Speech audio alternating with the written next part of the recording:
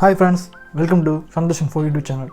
இந்த வீடியோவில் நம்ம எதை பற்றி பார்க்க போகிறோம்னா, இந்த இன்ஜினியரிங் காலேஜ் படிக்கிற பசங்களாம் தெரியும், ஃபைனல் இயர் வந்துட்டாலே ப்ராஜெக்ட் அப்படின்னு ஒன்று கொடுப்பாங்க. அது ஏன் கொடுக்குறாங்கன்னு யாருக்குமே தெரியாது, சத்தியமாக எனக்கும் தெரியாதுங்க. ஸோ ப்ராஜெக்ட் கொடுத்துட்டாங்க. அந்த ப்ராஜெக்ட்டுக்கு பார்த்திங்கன்னா ஒரு PPT ரெடி பண்ண சொல்லுவாங்க, அதாவது பவர் பாயிண்ட் ப்ரெசன்டேஷன் சொல்லுவாங்க, அதை ரெடி பண்ண சொல்லுவாங்க. ப்ராஜெக்ட்டுன்னு எனக்கு தெரியாது, பட் அதுக்கு PPT லொட்டு நம்ம தான் பண்ணணும், அதெல்லாம் வேறு விஷயம்.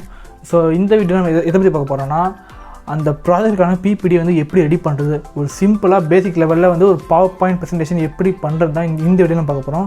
வாங்க வீடியோ கொடுப்பலாம்.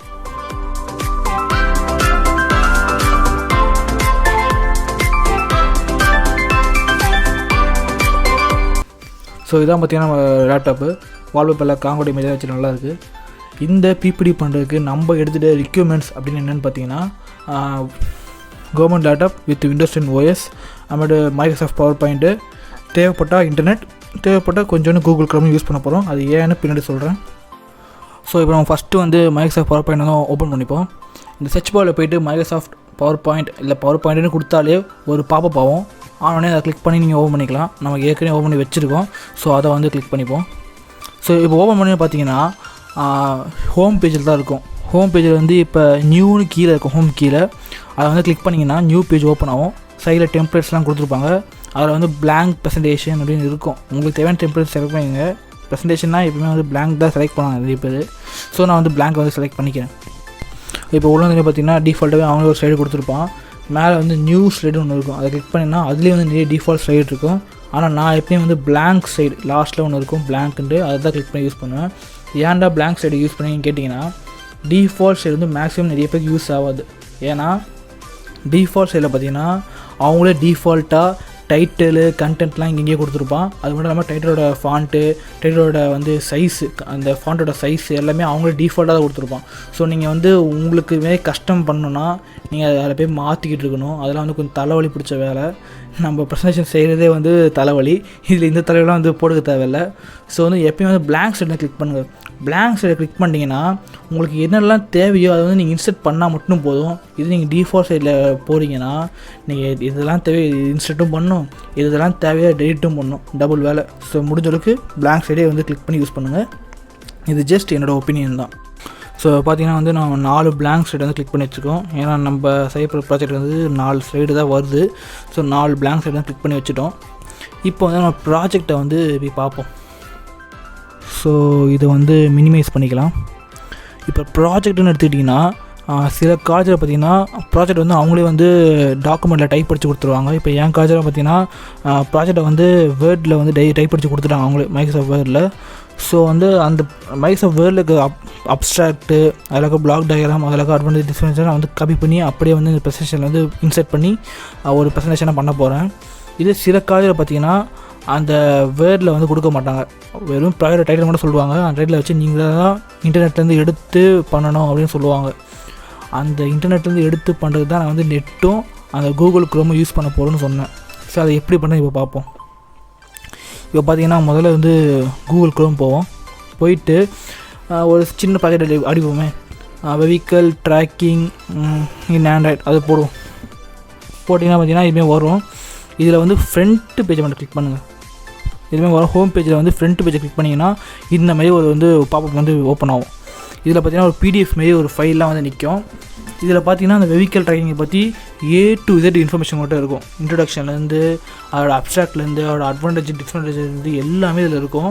ஸோ நீங்கள் இதுலேருந்து காப்பி பண்ணி உங்கள் ப்ரெசன்டேஷன் நீங்கள் முடிச்சுக்கலாம். ஸோ இதுமாரி தான் நீங்கள் பண்ண முடியும். அதாவது உங்களுக்கு வந்து டைட்டில் மட்டும் தான் சொல்லிக்காங்க ப்ரோ, எங்களுக்கு வந்து ப்ராஜெக்டோட டீட்டெயில் எல்லாமே கொடுக்கல, வெறும் டைட்டில் மட்டும் தான் சொல்லியிருக்காங்கன்னா நீங்கள் வந்து இன்டர்நெட்டில் இதுமாரி எடுத்துக்கலாம். இல்லை எங்களுக்கு வந்து ப்ராஜெக்டை வந்து வேர்டாகவே கொடுத்துட்டாங்க, ஸோ வந்து எங்களுக்கு வந்து பிரச்சனை இல்லை அப்படின்னு நீங்கள் சொன்னீங்கன்னா அந்த ப்ராஜெக்டாக கொடுத்த வேர்டை ஓப்பன் பண்ணிவிட்டு ஃபஸ்ட்டு அழகாக டைட்டிலில் செலக்ட் பண்ணிக்கோங்க.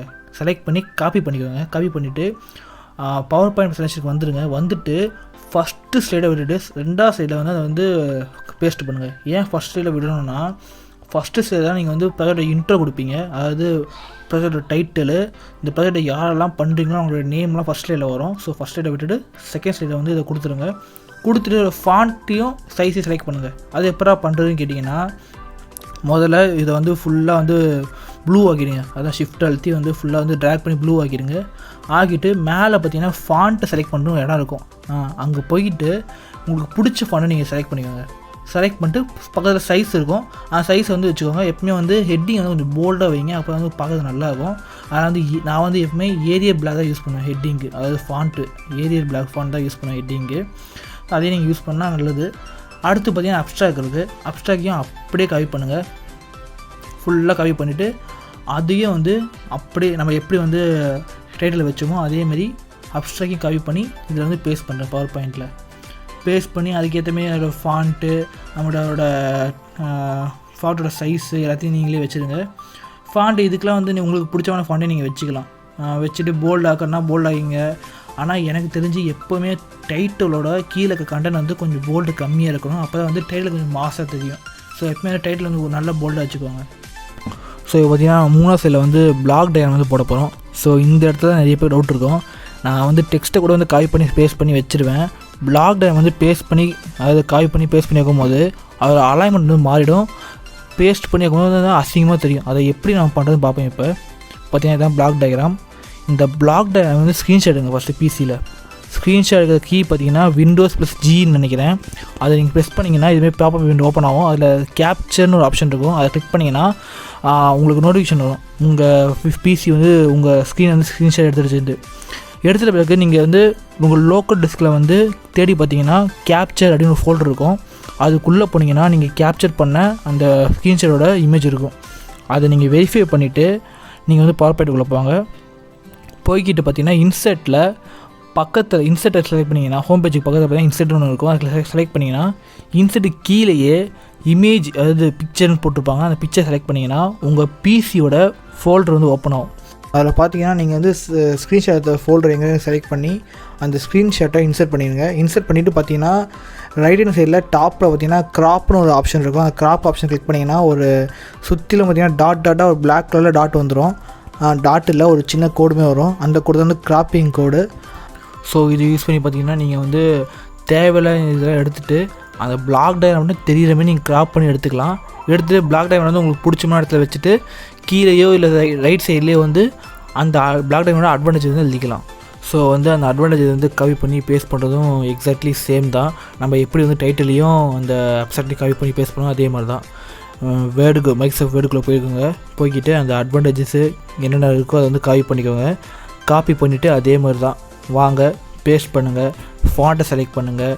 அப்புறமேட்டு அதோட ஸ்டைல் செலக்ட் பண்ணிட்டு ஃபாண்டோட சைஸை செலக்ட் பண்ணிட்டு இதே வச்சுருங்க.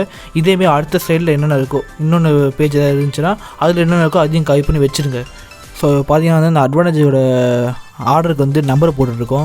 இன்கேஸ் வந்து உங்களுக்கு நம்பர் பிடிக்கலைன்னா என்ன பண்ணுறீங்கன்னா மேலே வந்து சிம்பிள்ன்ற ஆப்ஷன் இருக்கும். அந்த சிம்பிளில் போய்ட்டு உங்களுக்கு பிடிச்சமான சிம்பிளை செலக்ட் பண்ணிக்கோங்க. செலக்ட் பண்ண ட்ராக் பண்ணி அப்படியே பேஸ்ட் பண்ணலாம். சிம்பிள் தான் அதுவும்.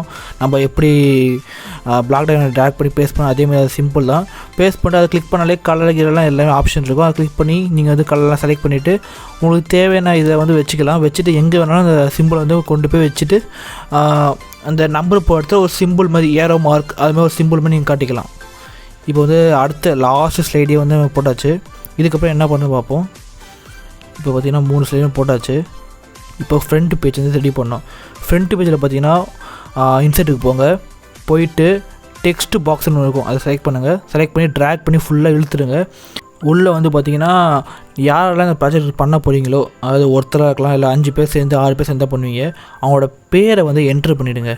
என்ட்ரு பண்ணிவிட்டு பார்த்திங்கன்னா மேலே வந்து அந்த clip converted into smart art அப்படின்னு ஒன்று இருக்கும். அதை வந்து செலக்ட் பண்ணுங்கள். அதாவது வழக்கம் போல் ஷிஃப்ட் அழுத்தி இந்த 5-6 பேரையும் வந்து ப்ளூவில் வந்து ஆக்கிட்டு அப்புறமேட்டு இந்த கன்வெர்டட் இன்டு ஸ்மார்ட் ஆர்ட்டை செலக்ட் பண்ணுங்கள். செலக்ட் பண்ணிட்டு பார்த்தீங்கன்னா அதில் வந்து நிறைய எக்கச்சக்கமான இது இருக்கும், டெம்ப்ளேட்ஸ் இருக்கும். அந்த டெம்ப்ளேட்ஸை உங்களுக்கு பிடிச்சி செலக்ட் பண்ணிங்கன்னா ஒரு ரோ மாரி ஃபார்ம் ஆகிடும். பாக்ஸ் மாரி போட்டு ரோ மாரி அதுவே ஃபார்ம் ஆகி கொடுத்துரும். அதேமாரி தான் நம்ம வந்து நேமையும் போட்டு அந்த கன்வெர்டட் கிளிப்பு ஸ்மார்ட் ஆர்ட்டை செலக்ட் பண்ணி ரோமே பண்ணி வச்சுக்கணும். இதுவே பண்ணிங்கன்னா ஒரு டீசெண்டான ஒரு பேரை வந்து நம்ம க்ரியேட் பண்ணிக்கலாம்.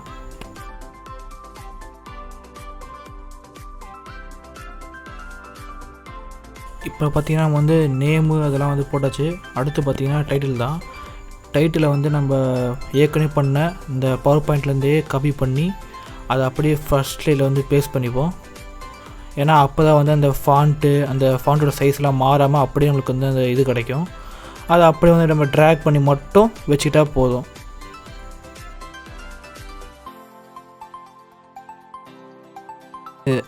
சரி, அடுத்து வந்து பார்த்திங்கன்னா இந்த நேமுக்கு மேலே ப்ரிஃபர்டு பை அப்படின்னு போட கொஞ்சம் நல்லாயிருக்கும். அதனால் வந்து இன்சர்ட்டுக்கு போங்க.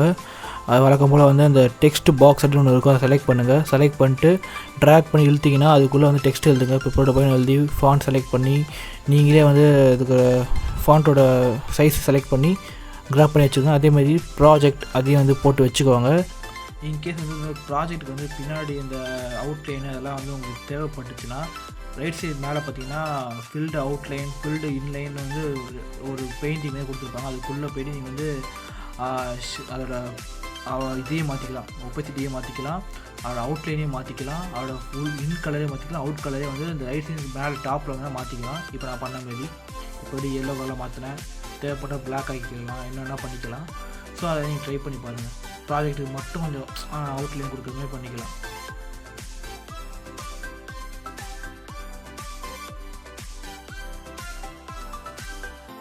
சரி, இப்போ பார்த்தீங்கன்னா வந்து நம்ம ப்ராஜெக்ட் வந்து ரெடி.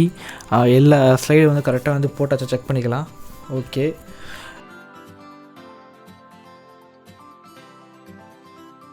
ஸோ பார்த்தீங்கன்னா வந்து ப்ராஜெக்ட் வந்து முடிஞ்சாச்சு. இதான் வந்து சிம்பிளாக வந்து ஒரு PPT ரெடி பண்ணுறது.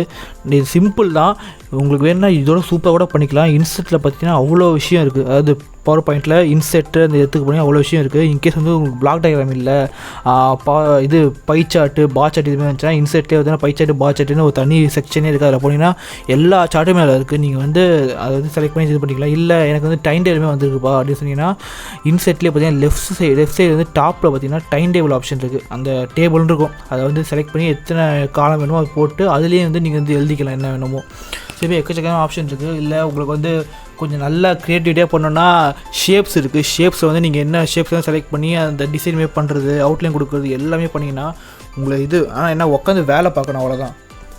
உட்காந்து பொறுமையாக இன்செட்டுக்கு போயிட்டு ரிவ்யூ போயிட்டு ஒவ்வொன்றா அந்த ஹோம் பேஜ் போய்ட்டு என்னென்ன இருக்கோ எல்லாத்தையும் வந்து நோண்டி பாருங்கள். முடிஞ்சளவுக்கு கற்றுக்குவாங்க.